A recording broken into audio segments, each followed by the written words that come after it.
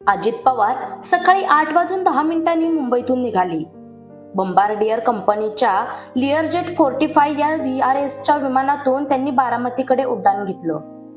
याआधी त्यांनी याच विमानातून मुंबई ते बारामती प्रवास केला होता.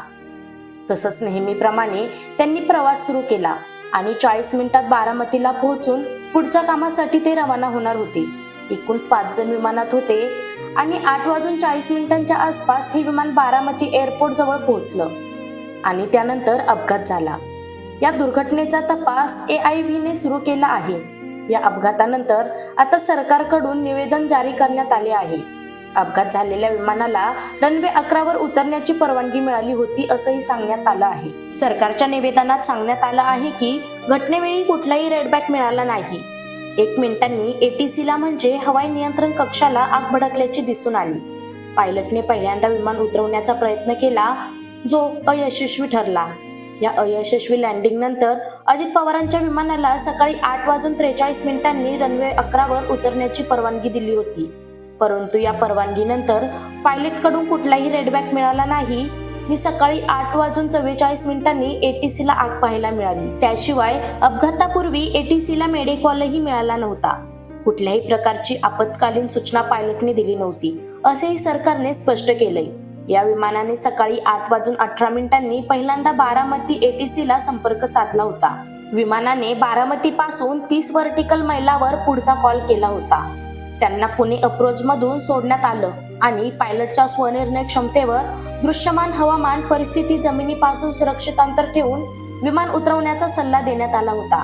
अपघातग्रस्त विमानाच्या क्रूने हवामान आणि दृश्यमानाच्या बाबत विचारलं तेव्हा ATCने त्यांना माहिती दिली. हवा शांत होती आणि दृश्यमान जवळपास 3000 मीटर होती. त्यानंतर विमानाला रनवे 11 वर उतरवण्याची सूचना देण्यात आली. परंतु त्यांना रनवे हा दिसत नव्हता. त्यामुळे पहिल्या प्रयत्नात करण्यात आलं गो अराउंड.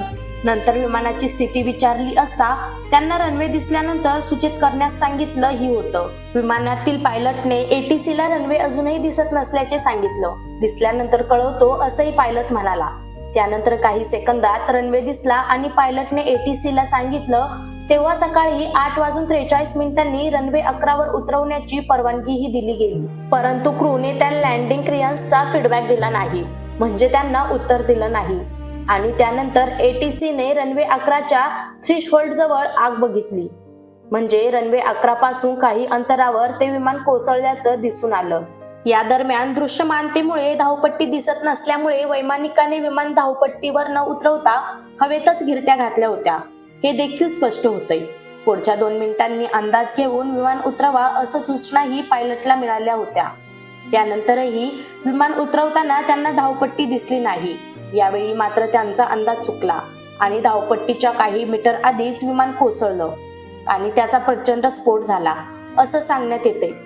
त्यानंतर आपत्कालीन नियंत्रणा तत्कालीन घटनास्थळी पोहोचल्यावर सुरुवातीच्या माहितीनुसार अपघाताच्या वेळी बारामती विमानतळावर दाट धुकं होतं आणि दृश्यमानता देखील खूप कमी होती. त्यामुळेच हा अपघात झाल्याचं बोललं गेलं. पण काही प्रत्यक्षदर्शींच्या मते विमानात बिघाड झाल्याने ते रनवेवर पोहोचण्याआधीच कोसळलं असा देखील अंदाज व्यक्त करण्यात आला आहे. आता तपासात आणखी काही माहिती समोर येते आणि पायलटला रनवे दिसला नाही म्हणून हा अपघात झाला हे समोर येणं आवश्यक मानलं जातंय. या सगळ्या प्रकारात महाराष्ट्राने एक उमदार नेता गमावला. हा घडलेला अपघात आणि याची माहिती याविषयी तुमचं मत कमेंट बॉक्समध्ये सांगा.